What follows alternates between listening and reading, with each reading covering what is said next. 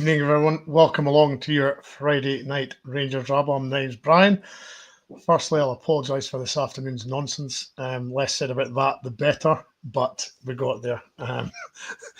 Awareness at that time in that situation wasn't 100%, but here we are. It's Friday night. We're going to speak about, obviously, yesterday's game against Olympiacos, and we'll look forward to Sunday's game against Hearts. I am joined tonight by Kenny. Kenny, how are we? I'm doing pretty well. That was a little shock the other night there. So, yeah, all positive. Absolutely. And Lewis, how are we? Not seen you for ages. I know, mate. I've had a few technical issues behind the scenes with the podcast recently, but hopefully that's all sorted now. You know, I'm a bit heartbroken that the HBO song's known. That was good. The Heartbreak Kid. I enjoyed that this morning. Much better than the other one, but nah, mate, doing good. Good stuff. Yeah, I got my knuckles wrapped for that one also as well. So that was the end of that. So here we are, folks. Get your questions in. It's Friday night. The guys are here to speak to you and answer your questions. But first, Lewis, 1-1 with Olympiacos. Finally, signs of or roots of some improvements.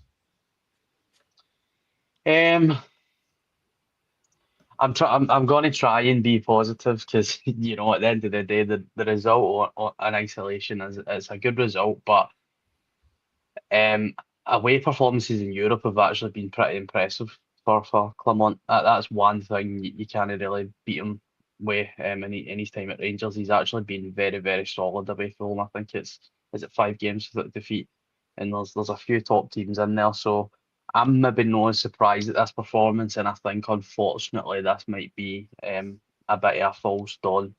I'm hoping that that's not the case because there are signs of improvement where he's made tactical changes. I think the flat 3 midfield was excellent. Just having Raskin in there as a protector, in possession, no great, but defensively worked great, outstanding, and it allowed Barron to show that. He's probably somebody we should have a wee bit further up the park because he was outstanding and he just continues to impress every time. And an unsung hero for me as well is Mohamed Diabande. This is a guy we put a lot of money into and very quickly, unlike Rangers fans, I know to be very quick with opinions on players, but this season he's had a lot of flack. And I think last night showed how you utilise him because he was outstanding. How perfect link from the defence to the attack. He was very, very good, and you need to give Clermont credit for that. But I just worry that the struggle to break down the Scottish game is still going to stick, unfortunately.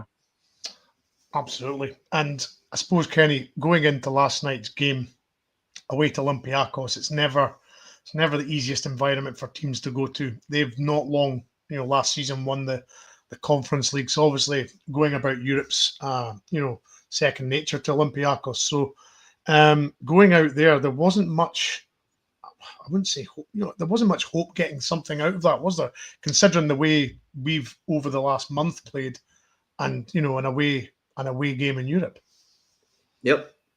Take into consideration their European Cup winners, hostile atmosphere. The only difference is with Rangers and the team over the water is we get that regular, so the players are used to hostile environments. Rangers every other Saturday so far, so that didn't faze them. One of the best positive people on that part last night was the referee. I thought he played the game amazingly well. He let the game flow. He allowed the challenges, let's put it, that weren't harsh to play on. If it was like a shoulder to shoulder, it was a 50-50. It was aggression towards the ball. He saw it like that and he led it like that. I would imagine, I'm going to agree with Lewis, man, like Diamande almost in the pocket with Raskin and Barron, that is pretty good out of possession. I was trying to count how long it took us to get the ball back, and in some cases it was like 6 to 12 seconds and things like that, and they were hunting in packs. If you turned round, Barron was there, but so was Raskin. I mean, the one that sticks out in the mind is down at the byline where the boy went to make the break and the two of them just sandwiched them and run with the ball and the ref played it on. I've always said, I said at the last show, that you've got mediocrity playing with real skilled players, and that's when the balance goes off. It proved it, that when you get it right, you take tab off, you balance the team out, you get strong positions, that we've got chances. And unfortunately, sometimes it's annoying that when you play it to the forward players, well, let me say the forward player, sometimes you'll get this unbelievably Brazilian skill, and the next minute you've got something Fervin Meda. So it's like crazy. So yeah, I'm actually quite positive. I'm positive because it was a really good performance. Certainly was. We've got a super chat already. Jim Sloan, follow lads, £10, magic, much appreciated. I suppose I should be putting in a super chat after today's escapades, but I'll maybe do that later on or tomorrow when there's the random rabble. And Jim Sloan, member for 23 months, much appreciated also. Was the lineup a surprise to you, Lewis? Now, he dropped the captain for the previous game. Everybody was banking on the captain playing last night, but Clement stuck to his guns and didn't play him. Now, I was amazed at that. I don't know what you thought. I genuinely thought, he was going to play him in Europe because that's what happens, but fair play to Clement, he didn't. No, mate, I was in the exact same camp as yourself. I was very, very surprised, pleasantly surprised to see the captain finally being dropped. And, this is a problem with the manager, that it shouldn't have been a surprise. It should have been something that he had figured out maybe Definitely. double digits games ago. It was telling. And I mean, personally, I wouldn't have started Sterling. I thought that was a bit of a surprise as well, because I think Big Casemiro been absolutely excellent. Like, every time he's on the pitch, he's phenomenal. And I think he deserved that start. But then Sterling comes on and has, one of the best 45 minutes I've seen him put in a Rangers shirt. And it was a wee bit I don't know if any of you's noticed it when Sterling come off. There seemed to be a wee bit of needle between him and the manager, as if he wasn't expecting to come off then. And he was our man of the match, in my opinion, up until that point. I mean, that Gelson Martins, he's had a decent career, went for a decent amount of money, tricky winger, a lot of pace, and Sterling just had him in his back pocket. And then, he gets moved to the other wing because of it. So you can't really fault his performance. But to begin with, I was shocked, but pleasantly. I don't think it will continue, unfortunately. I think we'll probably see the captain come back in now and see if it's a case of bringing him in and out. That's fine, but it can't just be, right, that's a wee token appearance for Dujon, Sterling and Casemiro. Now I'm going to go back to my ways, because he'll end up unemployed if that's the case. Yeah, I've said for a long time his stubbornness could get him the sack if he doesn't change things. But finally, he is hopefully seeing what everybody else is seeing, Kenny. Yeah. It's one thing when a few hundred or a few thousand are saying it, but when it's en masse, when the fan base have said, look, things have got to change. We've had it in the past where I think Alan McGregor was, when he was coming of age, people were wanting him to play, and he got his chance and he took it, and he never ever looked back. Things like that, and not everybody can be wrong, can they? No. I think the frustration comes in because it's a collective of what people are saying, and if it's that enormous amount of numbers that's saying the same thing, it gets frustrating when things don't change. There's 100% an ego problem there. If you cast your mind back to the Limassol game where they played Cantwell in the right wing, he's never a right winger in his life. They played Lawrence in the middle and he was crap, and then the next minute we're all screaming for the stands, take him off, put McCausland in the right and put Cantwell to 10. Never done it. But what he done is hooked Cantwell from McCausland, and the same little conversation that, Lewis, you're talking about, he had at the side of the park like he did with Sterling. Now, can I ask, I don't know if you know or no, but is Sterling injured? What did he get subbed for? I don't think he said, did he? I don't think he said in the Well, press conference. I thought I heard pre-match or the day before in the press conference that he was saying that Sterling had a little niggle. So I'm thinking, did he take him off as a precaution? Like he gave him 45 minutes or 50, 60 minutes, but didn't want to push him too far. I don't know if you thought that, Kenny. I'll be honest with you, right? And that's a good friend of mine that comes on the show, Stuart Gilroy, said this very thing. So all the way through the different positions that Stirling has played over the last good few years for us and always done a great job. Every time he's gone for a start, his excuse from Clement was he had a 3-day niggle, a 4-hour niggle, a week niggle. I've saw a pattern with that, and I think playing the Pals Act and the ego kept Stirling out, and I don't understand why, because realistically he's never really played bad in any of the positions that we've gave him, and I think he deserves a chance to show what he can do. So Michel's saying, prior to the game, he said he wasn't 100%, Kenny. So there was a little bit of something. Okay, so that's fine. I reckon it was a precautionary substitution more than anything else. Do you think that was a pep talk then, saying, well done, fantastic, wait till you're fully fit and you're in there? Or what do you think? Well, this is it. I mean, that's certainly the conversation I hope he was having. Me too. Me too. That's what you can do when you're playing right back for us, and that's the sort of stuff that I want to see. But I can't play the whole game today because obviously you've got a wee niggle. But if he had a wee niggle and played like that, Lewis, that's very encouraging, isn't it? Listen, the biggest attribute that I think Dujon Sterling possesses, and it's been very clear in his time at Rangers, despite his injury worries, actually, is how athletic he is. He's a physical monster. He is very, very gifted in that department. He's actually quite underrated on the ball. I hear quite a lot of Rangers fans slating him for his ability in the ball.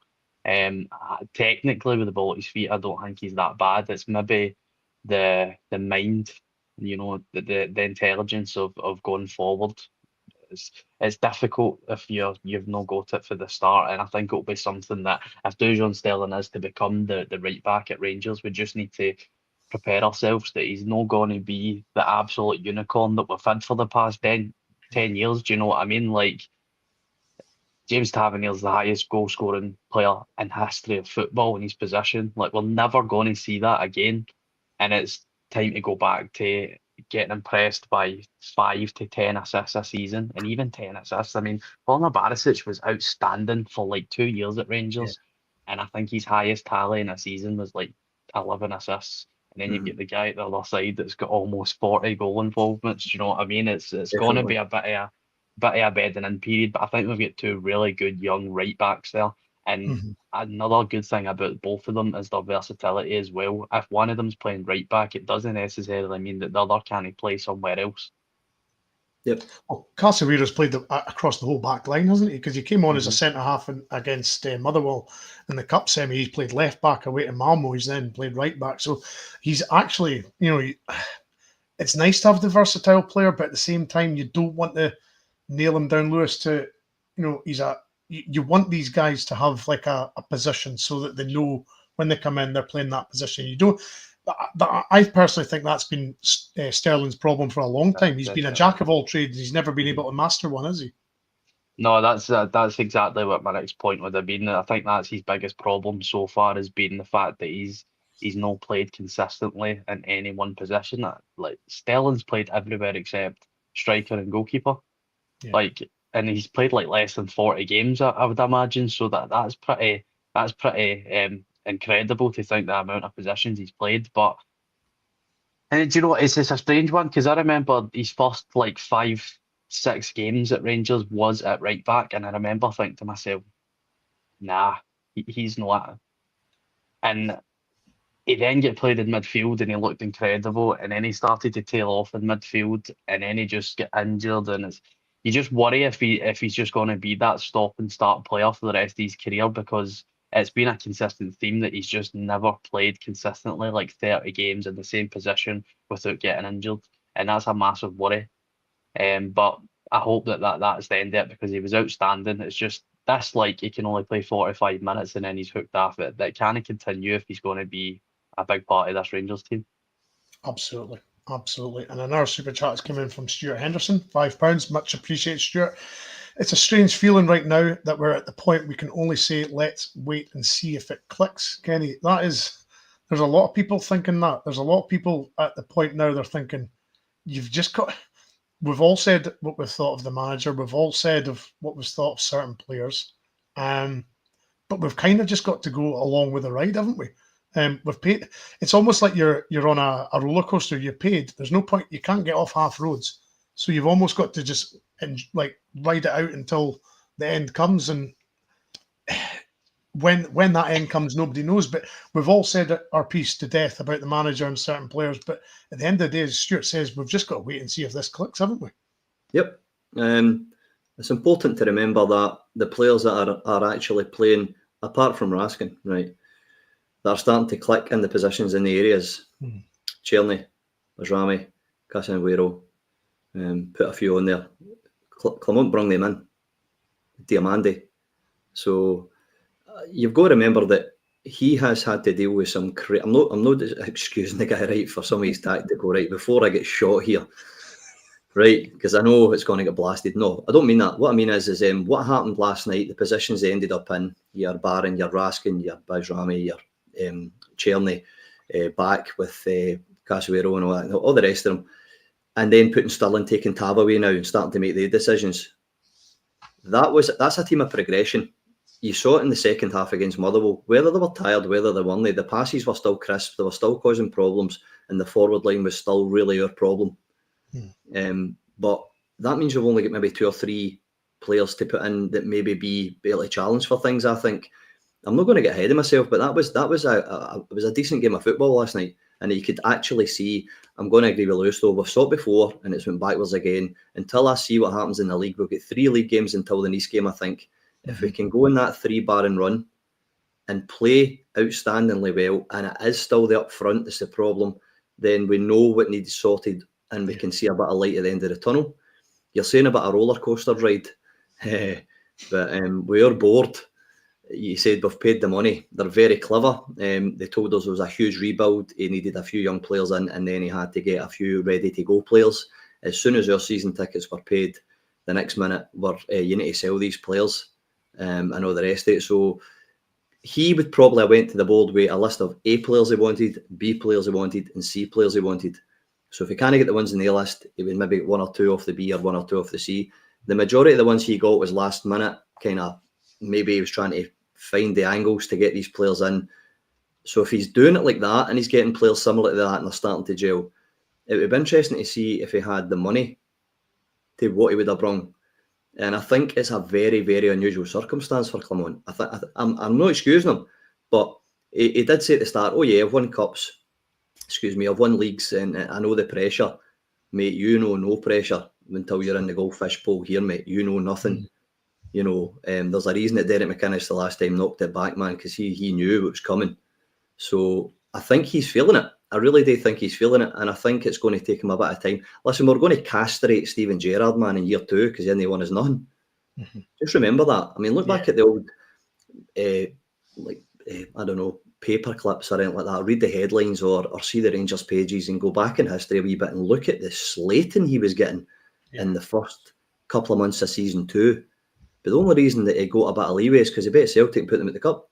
So you could see the progression, you could see the energy, and he did tell you straight that this team is nowhere near fit for what I'm used to. So give me 2 seasons to get them really, really fit. And you must admit, guys, that was one of the fittest teams I've ever seen that won that league. They were playing 90, 95 minutes, mate. And look at the Europe run, man. They just were running folks' legs off. So I'm going to put my neck in the chopping board and say maybe give him a bit of time. Oh dear, you've done it. I was going to come another comment that I highlighted, but I can't ignore this one. I mean, Smudge, that is outstanding. Unbelievable £50 super chat. I said in the members chat and Discord, I'm donating my works day out, pool tourney winnings to the rabble. Here we go. Keep up the great work all. Now, I mean, that's outstanding, Lewis, isn't it? I mean, even a pool tourney, Smudge must be good at everything. You know, he's good at, that's just amazing, isn't it? That's phenomenal. I think that's the most amount I've seen personally since I've been on the podcast. So well appreciated.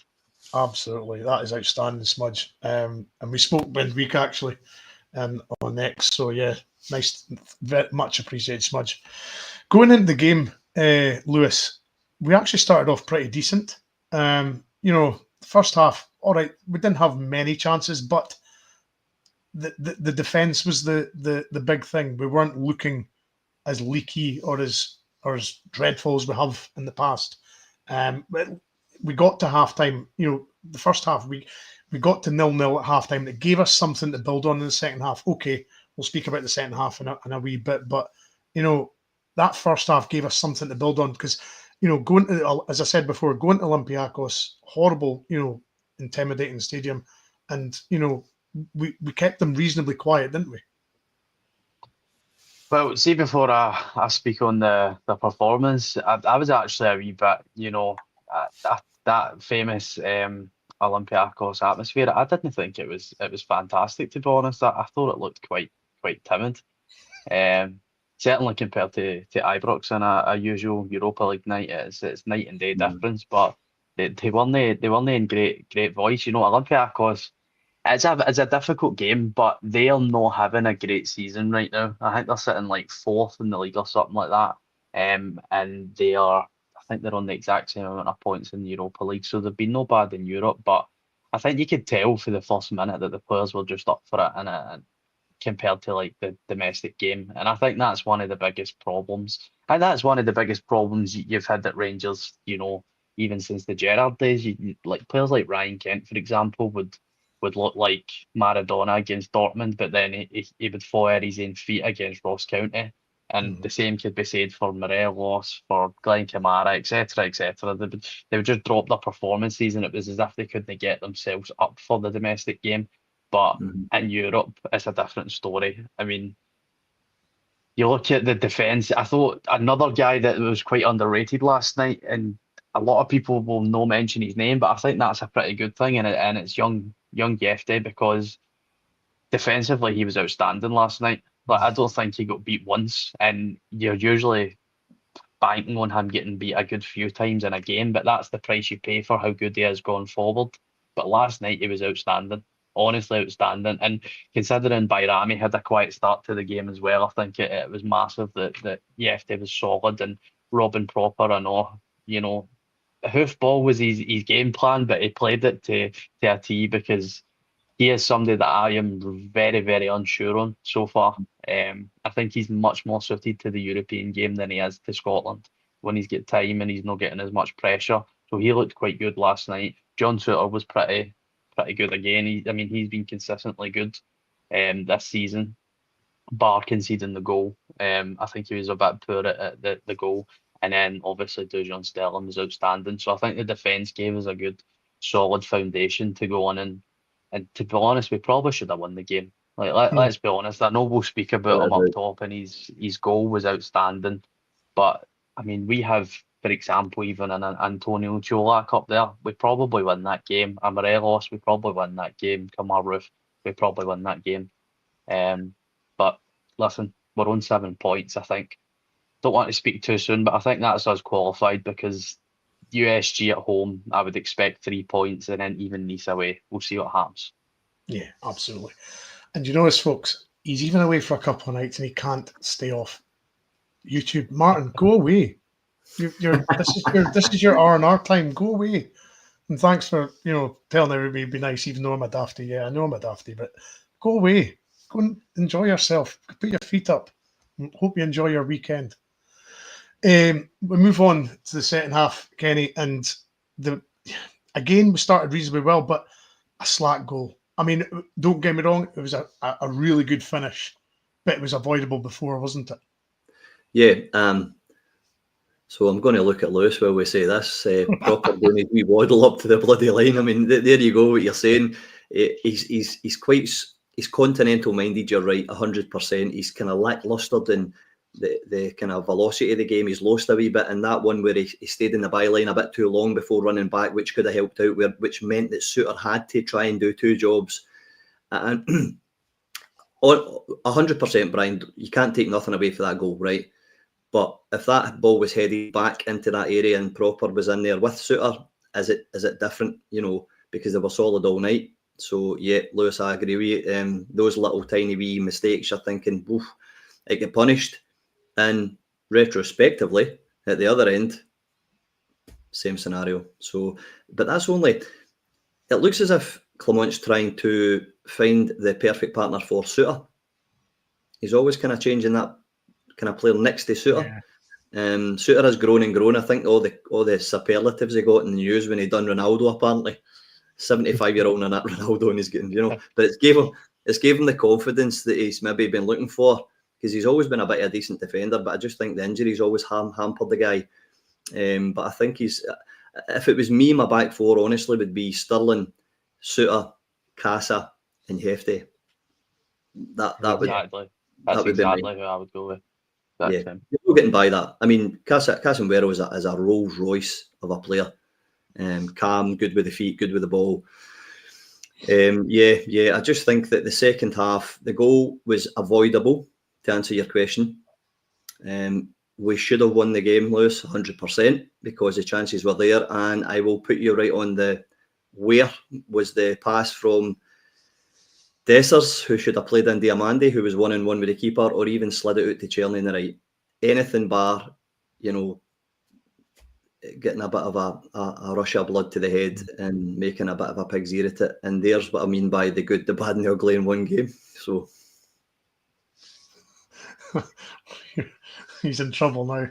He's signing off before he's on the next train home. Yeah, well, I don't blame you at all. I don't blame you at all. Yeah, Martin's getting the tongue soup tonight, so yeah, he better just watch himself. But as we were speaking earlier, Lewis, you were speaking about the closing down and hunting in packs. The midfield did that job, and when I must admit, when Dessers was going through 1-on-1 there when he scored, I wasn't very confident, especially when the defender was sliding in. But I mean, if he meant that, then fair enough. I'll tip my hat to him. But the finish from there was outstanding, wasn't it? Do you know, Bryan, the thing is, he did mean it. I know. Because he's capable of like R9-esque bits of play, and then the ball will be 2 yards with no keeper in, and he'll somehow put it air. Like he's the biggest enigma of a footballer I've ever seen, and we were just talking off air. He's so frustrating because he's so capable of good things, and you just don't know what you're going to get, and that's exactly why he cannot be a first choice striker for Rangers, because it isn't just like people talk about his missed chances, and him and Butland were in the post match interview, and he was like, "Listen, I'm a striker. I'll miss a few chances, but you give me enough, I'll score." And that's fine, because that's what the striker is nowadays. Like, the days of your clinical marksmen are kind of gone in modern football right now. You've got Erling Haaland and then everybody else below that. It's a dying breed, unfortunately. But when you look at Alfredo Morelos, who never hit more than 20 goals in the league, he gave you so much more in the game. Like, you put the ball to Alfredo Morelos and it's Van Dijk marking him, at least once Morelos is going to win that battle out of 100 times. You put Cyril Dessers against Van Dijk, he's probably on his arse for the entire game. And that's the biggest issue. He doesn't offer enough elsewhere to justify the missed opportunities. And it's unfortunate, because he is capable. I mean, the goal against Betis was the exact same. And then the first time pass through to Matondo against PSV, like, he's capable of doing things at a high level. And people forget, like, 2 seasons before he came to Rangers, he was like the top goal scorer in the Conference League for Feyenoord to go to the final. It's so confusing. I don't even know what else to say about him. He's so frustrating. But the goal was excellent. However, we should have won the game. Absolutely. Absolutely. And just before we go on, here is a message from our sponsors. New Leeds Electrical. To our customers, we are accommodating, top lads, exceptional, fantastic, innovative, reliable, professional, trustworthy, professionals. based in the North East and carrying out work throughout Scotland. Join our list of happy customers. Contact New Leeds Electrical now on 01779 487 261. And there we are. That was our sponsors, New Leeds Electrical. Do you think Kenny, we had enough in the end of the game to go and win it? There was a couple of chances that we maybe could have snuck away, but I suppose at the same time, was there a couple of chances they could have scored? Maybe. I think, but if we scored first, that they would have completely fell apart. I also think if you had a Scott Arfield up there, in that kind of pocket floating about in the box, you would have had a goal. I do believe that the forward line might end up being the downfall of Dessers, just purely because of what Lewis says. He's not an aggressive. Do you know something? I think some of the time it's his positional play. It's where he starts and where he finishes. It makes me angry because twice he's done the thing that I've seen him do. One, he scored it, which was the one against, I'm sure it was it Motherwell, where he ran forward towards his own right winger and then suddenly darted back towards the penalty spot, and he had the space like every fox in the box does. Scored. He done it once there against Olympiacos. Yes, he hurt it the keeper. I get that. He should have put it over him, but he invoked the space. Mm-hmm. But he's only doing that now and again. Whereas you're expecting a number 9, remember, to be completely honed in on the 18-yard box, the 6-yard box. Where's the penalty spot? How far am I between the two posts? Can I get in there? What kind of defenders this guy doing? Is he always falling for me, running forward and running back? All these analytical thoughts are like piling through good strikers' heads all the time. And including, where's my right winger? Is he put that ball there? All these things. Dessers no go that. Dessers deals with a ball when it comes, and 9 times out of 10 he has to come and collect and hold, and he doesn't. He's always waiting for it coming right to him. And one of the biggest scenarios I can give you, I don't know what the guy's name is at the back. See the guy with the headband, the coloured fellow with the headband, the big stocky one for Olympiacos. The ball get played through to Dessers. And you could see that he hadn't even concerned himself that this is a European fixture. These defenders will be killing themselves to get back to you. It was almost pub football-esque, taking it nice and nonchalant, and then trying to get forward. And the guy just bluttered him. Mm-hmm.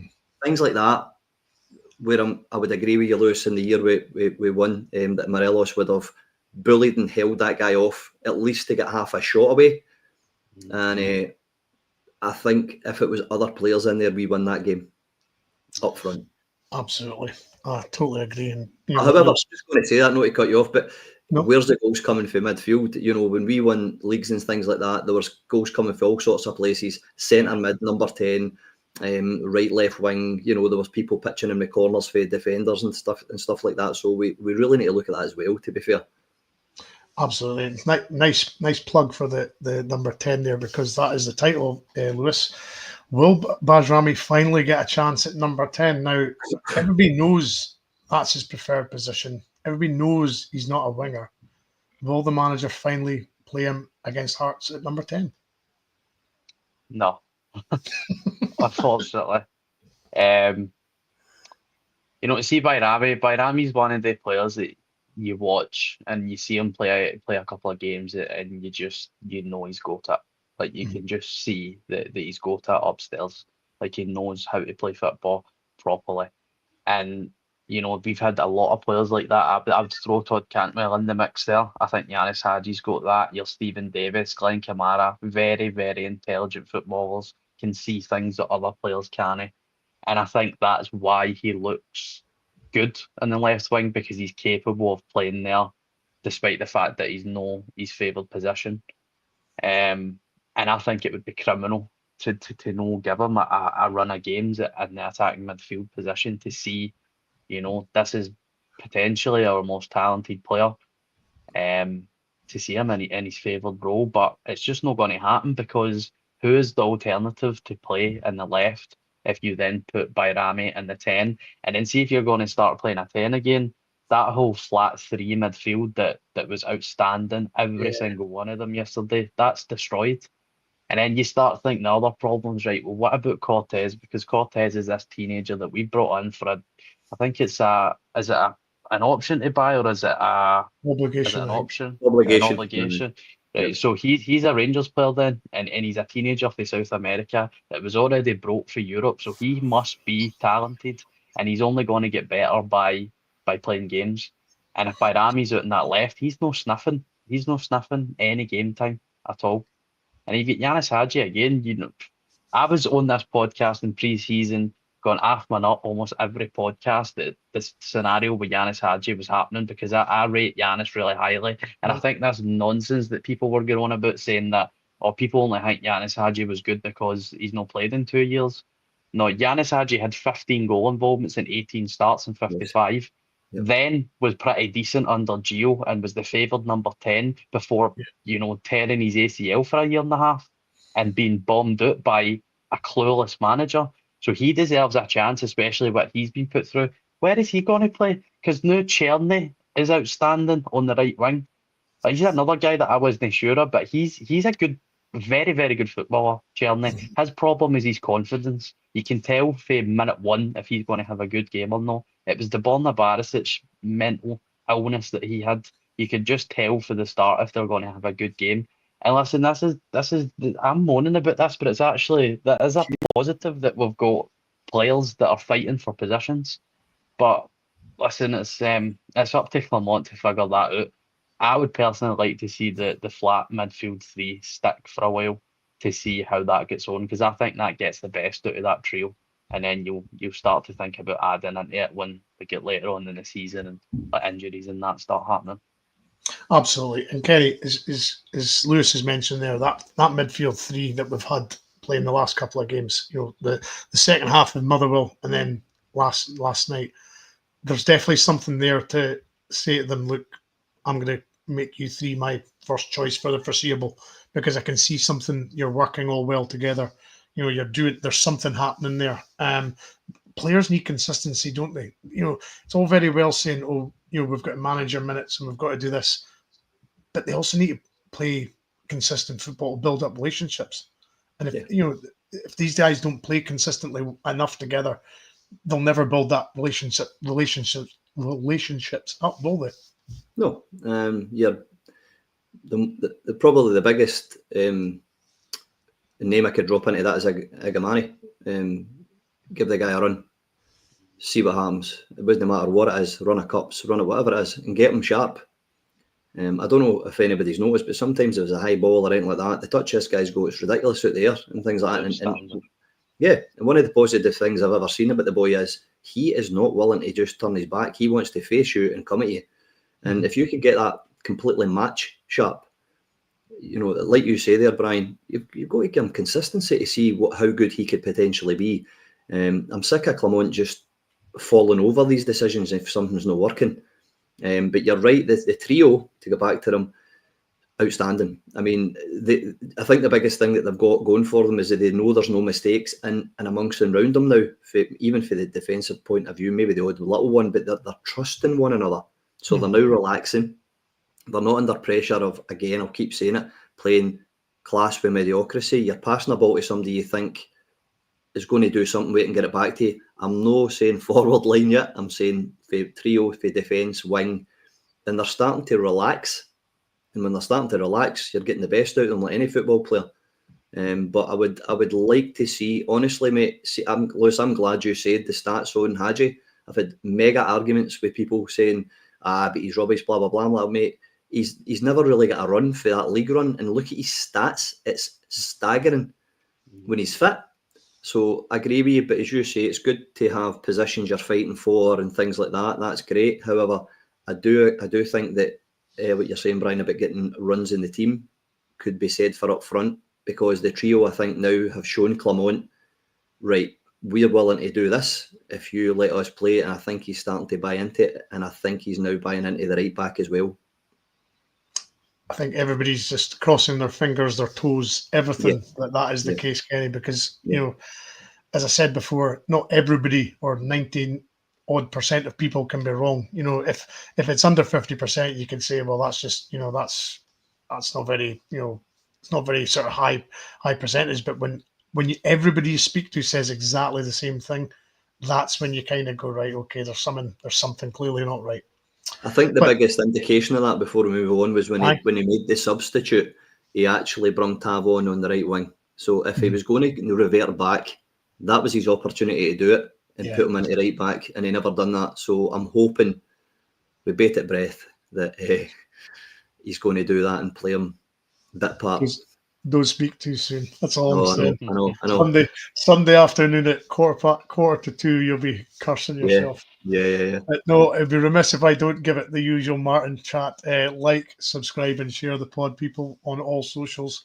I think we're on TikTok now as well. I have no idea what TikTok is all about, so I'll leave that to the young ones. the Lewises and all them. I'll leave that TikToks to all them. But Facebook, YouTube, X, and Twitter and Instagram, I think we're on everything. So get like, sharing, and subscribe. So going on to the weekend, Lewis, Hearts. It's a funny one, this one, because Hearts are obviously not doing great shakes in the league. They get beat last night by Heidenheim, who were Bramley new promoted last season in the Bundesliga. They got into Europe. It's a funny one, this one, Hearts, because there's always this. I always feel going into a Hearts game, there's always a chance that this game's a potential banana skin. But see, this one, I'm not so sure now. I'm kind of quite confident on Sunday. I think, on paper, you've got every right to be confident because, like you say, I mean, Hearts are sitting second bottom, which is, it's just absolutely astounding. It just shows you how bad their job, Naismith was actually doing, because I personally think they've got a better squad than Aberdeen, and look where Aberdeen are. Like, they signed Ross County's best player, they signed Motherwell's best player, they've got Lawrence Shanklin up front, they've got Xander Clark at the back, what's his face, Frankie Kent, he's a good centre back. They've got a lot of really good players, Hearts, and for me it's just astounding that they are where they are. And they're also coming off the back of playing an even later European tie than Rangers, so I would be fully expecting a pretty comprehensive victory for Rangers this weekend. But just going back to the midfield thing, see, the only problem I would put towards that trio being a consistent thing is, unless you instruct Diamande and Barron to be almost like two number 10s, then playing them the way you played them against Olympiacos at home against anybody else in Scotland that isn't Celtic, it's maybe no beneficial, because we just expect attack on everybody except, again, Celtic at this moment in time, unfortunately, at home. So this is maybe where you could start to look at somebody like a Giannis Hadji getting a game in one of the positions, and we Conor Barron, he needs a rest at some point. Like, the wee man, he's got the world's best Duracell battery for a stamina, but he's gonna need a rest because he's only 21, 22, and it's decisions like this where, right, maybe Clement goes, right, that was good for Europe, it was solid, we were defensively astute, now it's time to go for the jugular. And I think that's what we need to start seeing for this Rangers team, because he's still on a sugary peg. I probably agree with Kenny now that he probably does deserve a wee tiny bit more time, but it needs to be processed. There needs to be something that we go, right, I can see this team in 6 months getting back to a point where it's respectable. And that starts by destroying teams at Ibrox, because like I said, we should be destroying everybody in this division at home. Multiple goal deficit, every single tie, other than Celtic. Yeah. Yep. Yeah, I can't agree more.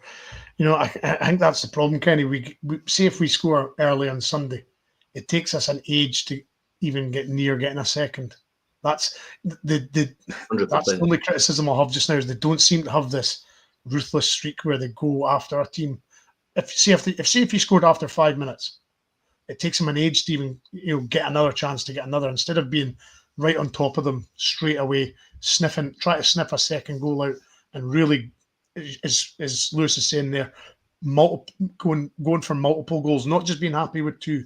If you get 2, you get 3. If you get 3, you get, and just going like that all the time. That's when you see, for me, that'll be the massive improvement eventually if we get there. Yeah, and we're all waiting in the second goal, because we've saw in other games when we get it, it's a different team. They're relaxed, they're calm. I'm hoping the confidence for the last couple of games, of the way they've played and they've showed up the line, they've took Tav off, they've got the right back position. It's not a Diddy position now where every team punts the ball down our left, and it starts taking a balance out that we will start to smother teams. And when they realise they can't get back the back four, we've got something to build on. However, you're getting back to the scenario where when you're putting it into those positions, trying to get the second goal, you're still relying on somebody who has given you 2 decent shots out of 20. And then you're relying on your wingers or somebody else to put the ball in the net, which is kind of unforgivable. I've grew up with Rangers teams that always had decent strikers. Always. And it doesn't matter if they've done it a year or not. I'm a bit worried about the league. I'm with you now. Take what we've just done in Europe and do yourself a favour and put 3 or 4 by Hearts and give the Rangers fans a little bit of hold on here. This might be what we think. And as I'll revert back to what I said at the start of the show, take those 3 league games before your next European game and destroy the teams, and you'll have everybody in that stadium doing what we're known for, and it's just backing you. Yeah. But Dessers needs to really step up, mate. It really does. And I've been saying this for a long time. So the forward player we have in our team is mediocre, but the other players are starting to show that they've got something about them, and that's the only thing I'm worried about. So I hope that the midfield starts to produce some goals so that we can take the pressure off. And as I think it was Alexander, my son, said, if Barron puts goals to his game, man, and they're selling O'Reilly for that amount of money, what are we getting? Yeah, absolutely. Absolutely. There was a question, a question came in here. Where is it? This is the big one. Obviously, Lewis. Will the captains start against Hearts? See, just before I answer that, I actually just want to speak a wee bit about Dessers, if that's all right, because you know yourself, Brian, I'm a stat man. You know, I like my statistics, and I think that the problem with Dessers, right? So, for example, and I fully understand that this comparison is like comparing a Fiat to a Ferrari, but if you look at Erling Haaland this season, right? See, per 90, he's having almost 7 shots a game and almost 4 shots in target, right? And his XG is 1.05. You put Dessers on the other hand, his XG is 0.61, which is actually pretty impressive because it means that see his goal scoring, it means that every 2 games he's more than likely to score a goal. But the problem lies, Dessers is getting less than 1 shot on target per 90 on average. Less than 1. That's incredible when you think about who he plays for. The fact that he plays for Rangers, the amount of chances that we create, the fact that we're so much better than every other team in the division, bar one, and he's only getting, a shot on target every 2 games. That's the problem. That's the big problem. And he does nothing else. Erling Haaland doesn't do anything else either. But he scores 60 goals a season. So you justify it. And then you look at who's the best striker? Kyogo, right? Kyogo misses hundreds of chances. Hundreds. But the difference is he does stuff that justifies keeping them in that starting lineup. You know, Kyogo will miss hundreds of chances, but he'll still score 2 goals. Do you know why? Because he knows how to get in the positions that the players behind him are creating opportunities for him. He knows where to go. His movement's incredible. His work rate's incredible. His hold-up play's incredible. But Dessers doesn't do anything else. So if he isn't like Antonio Jolak, who you remember when he was at Rangers, he used to get slated because he couldn't do anything else, but his goal scoring and his movement was incredible. So it justified him staying in the team. Yeah. And I didn't get the opportunity to watch Ali, but I've heard you on here. I've spoke to my dad that he missed hundreds of chances as well. Yeah. But everything else he had to offer was the reason why he's got 350 odd goals for the club. Yep. Yeah. Chris Boyd as well. Exactly. Done nothing. Horrific football player, but his goal scoring was tremendous. Yep. And Ali would have these moments where he would score from out the box, but it was blue moon stuff. It happened once in a life, once a season if you were lucky. But see, when the ball went in that box, he was alive, he was ready. All right, he wouldn't score every time, but more often than not, he would. And that's what you need, Kenny, isn't it? They were on target, though, as Lewis was saying. So to put the point back on, they're on target. Ali was nearly never off target, even if he didn't score. It was always round about the posts or near about. So you forgave him until they get the next one because you're thinking he's getting closer. Yeah. Nobody thinks Desser's getting closer until he skins 6 players and puts it through the keeper's legs, and everybody's like, "What just happened there?" Yeah. So we can't have that. I think putting jokes to the bye, we can't have that, but we're not used to it. And I think a 4-4-2 type of striker maybe, but he doesn't even hold the ball up. Exactly. You know, that's the point we've got. He can't take it on his chest like Mark Hateley. He can't put it in at his feet. I'll be honest, most of the best strikers we've ever had can take the ball in. I mean, even Kenny Miller, first touch, sometimes, but by God, could he score goals? Yeah. So that is like Lewis is saying, it's tit for tat, but he's just not got a lot in his locker. No, I always feel, jump in, whoever wants to jump in, but I always feel Dessers is one of these strikers that if he's got a millisecond to think about it, he'll score. If he's got more than a second or two to think about it, he'll miss. That's it in a nutshell. But Brian, see the thing about that is you're totally right. But do you know who else? That was Alfredo Morelos. He was the exact same. You allow him time to think, and he's probably not going to score.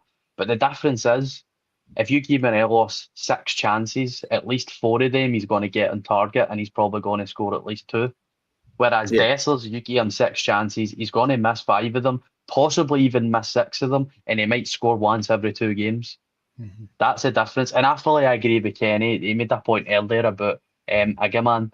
Like, see, technically, like Bajrami, you can see that boy as he's got something special about him with his feet. He's very, very technically good. And considering the level of football that he's came from, that's obviously natural ability that he's got, because it's not like he's came from like a top 5 league in Europe. And the only way he's going to develop is by playing games. Like, how come he only gets 45 minutes, but Dessers gets 8 games without a goal? And now Dessers has scored twice, so it's going to justify the fact that he's playing. And it's just hampering the development of this young boy that we brought in, and everybody behind the scenes at Rangers is raving about. Well, play him then. He needs to play. 100%. Now, at the same time, do we think, Kenny, he's going to start him Tav against Hearts? Oh, sorry, that question was for me. I completely forgot about it. All right, we'll come back to you. We'll come back to you. Don't worry. I think the same answer as you were saying before I answered it, because I think you're giving yourself a wee bit of time, Lewis, to make sure, because it's a hard one. But I honestly think he won't. Hand in heart. That's the first time I've heard somebody say that. That's the first time I've heard somebody say that he won't start him.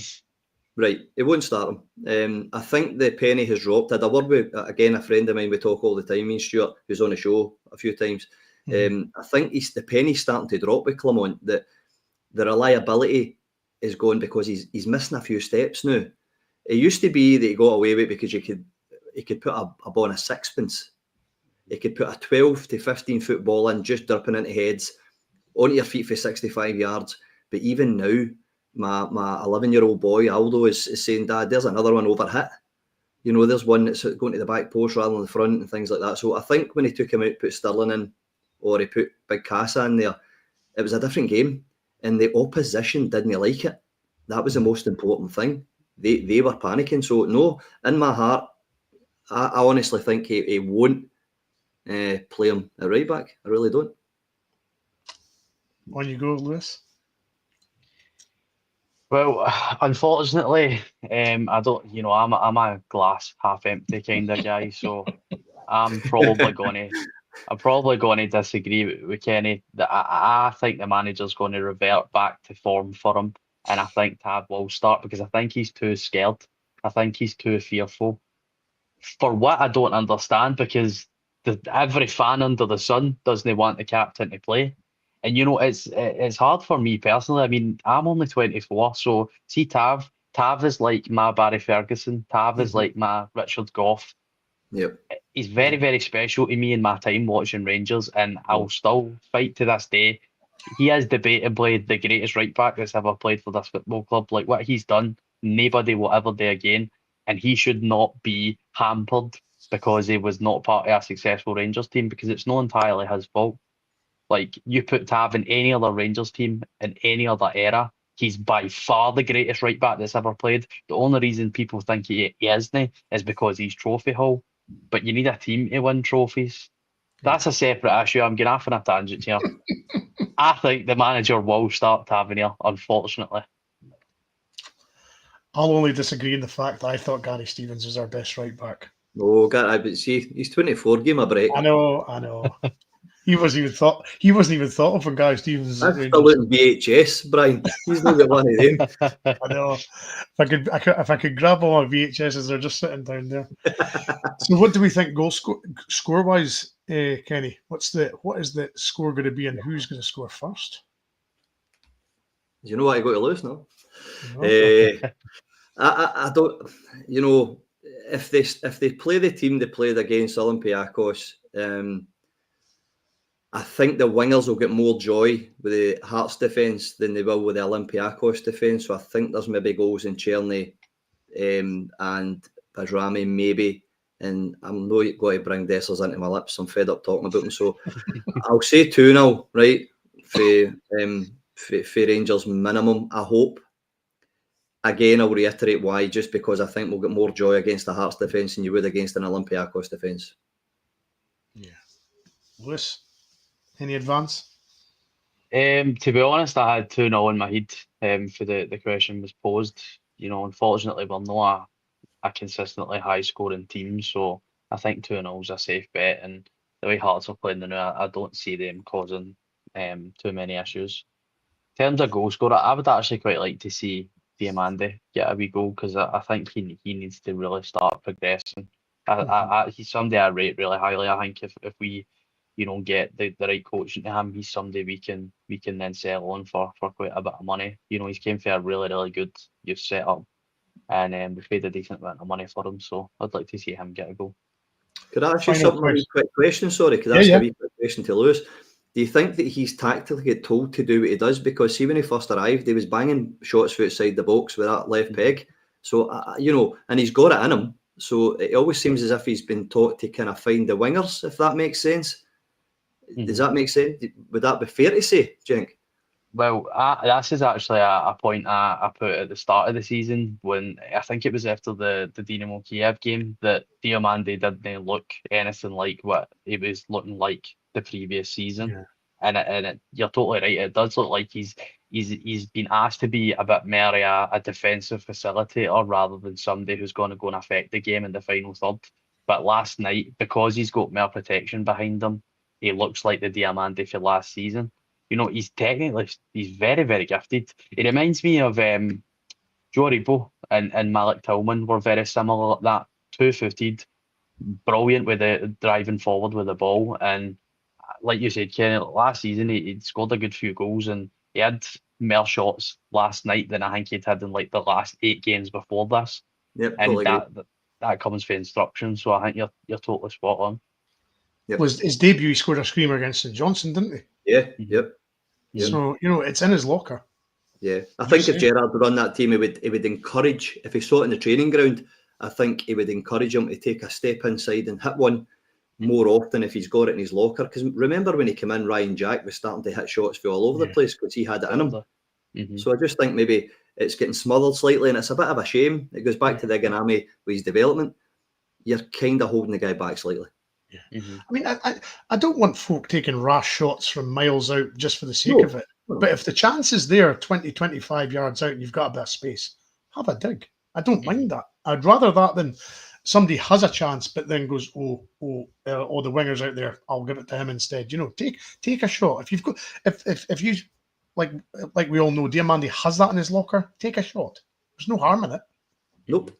There's no harm in it at all. My final question to you both was Danilo. Now, he came on against Motherwell, and like when Sterling came on at the same time, vastly improved the team. Lewis, do you think there's any chance he might even get a start tomorrow, considering Dessers did a full 90 yesterday?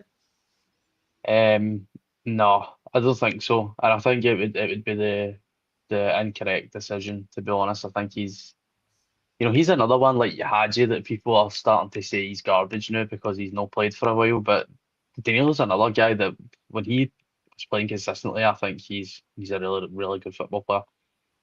He's very, very different to Dessers, and I think he's better than Dessers by quite a considerable distance. I don't think he's any better at a finisher because he missed quite a lot of chances when he played for Rangers as well, but he just offers so much more. I mean, he's got like one leg still, Danilo. And when he came on against Motherwell, he just looks so much more in control of the football. And he's another one. We've paid so much money for him, and we really, really need to start reaping the rewards of that. So pray to the heavens above that he starts to get some game time soon, but I think it's a wee bit too early. You agree, Kenny? Yeah. Carrying a wee bit of timber, and rightly so. He's no match fit. Sharp as attack. The only start that somebody hit me with was I think it was 34 or 36 games for Feyenoord and only started 14. The rest were sub appearances. Worrying, but that doesn't mean anything. Gaza had his leg hanging off for Lazio when we signed him. Look what happened. So, you know, you need to give the boy the chance. For what he's proved in the Scottish League, he's got a wee bit of sharpness, but I totally 100% agree with Lewis because he's no fit and he's no sharp yet. But I think Dessers goes up front on all seriousness. Yeah. There's always that sort of fear that we'll resort back to type, as they call it. I'm going to go 3-1, and I'm going to give the big man a bit of a boost. I'm going to say Dessers first goal scorer. There you go. I'm going to try and be positive before the Sunday game. There you go. But my thanks to Kenny. Thank you for coming on. First time we've been on together. Brilliant. Thank you for coming here. Lewis, not seen you for ages. Nice to see you again. It was good, mate. I enjoyed it. No technical issues, which is a positive. So absolutely. And folks, I do remember I'm on the ball tonight, so don't worry. I fully appreciate this. Yes, I know everything's coming in. Yeah, okay. Anyway, nice to speak to you all. We'll see you soon. I believe there's the Random Rabble at 11 o'clock tomorrow, and then there's the Hearts Watch Along on Sunday. So tune into them, folks. Nice to speak to you all, and we'll see you soon.